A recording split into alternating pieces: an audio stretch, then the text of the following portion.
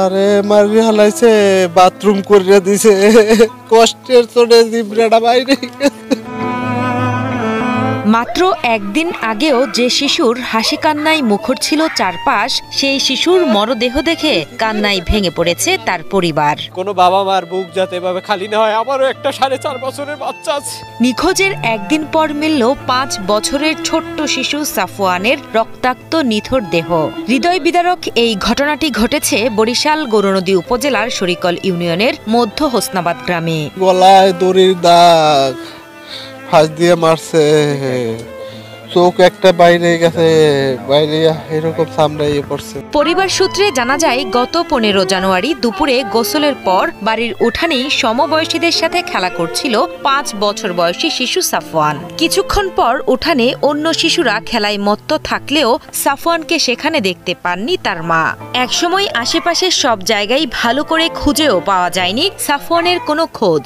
পরবর্তীতে পুরো ইউনিয়নে মাইকিং করেও কোনো সন্ধান মেলেনি শিশুটির। সেদিন রাতেই গৌরনদী থানা পুলিশকে বিষয়টি জানানো হলে পুলিশ ঘটনাস্থলে এসে তল্লাশি চালিয়েও খুঁজে পাননি অবুঝ শিশুটিকে। তো খেলার উদ্দেশ্যে ঘর থেকে বের হয়েছে, তো সবাই দেখছে কম বেশি যে ও খেলতেছে। একটার দিকে যখন একটা বাজছে তখনই মানে খুঁজতেছে, কোথাও পাইতেছে না। তো মানে মোটামুটি বাড়িতে সবার বাচ্চা কাচ্চা যারা আছে সবার কাছেই খুঁজতেছে, কোথাও পাইতেছে না।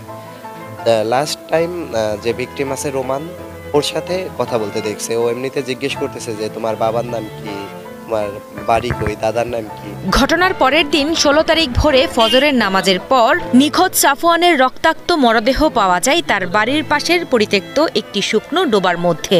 নিহত সাফওয়ানের বাবার দাবি, পূর্বশত্রুতার জেরে তার সন্তানকে গলায় ফাঁস দিয়ে হত্যা করেছে প্রতিবেশী রোমান ও তার পরিবার। এমনকি নির্মমভাবে শিশুটির একটি চোখ উপড়ে এবং একটি হাত ভেঙে ফেলে দেওয়া হয়েছে বলেও দাবি করেন তিনি। এমন ভাবে একটা বাচ্চাকে মারছে, ফাঁসি দিয়েছে, তারপর কি করছে, ইট দিয়ে ছেঁচছে, ওরে ইট দিয়ে ছেঁচছে, চোখ উঠাই ফেলছে। এটা সর্বোচ্চ বিচার চাই যারা এর সাথে সংশ্লিষ্ট জড়িত।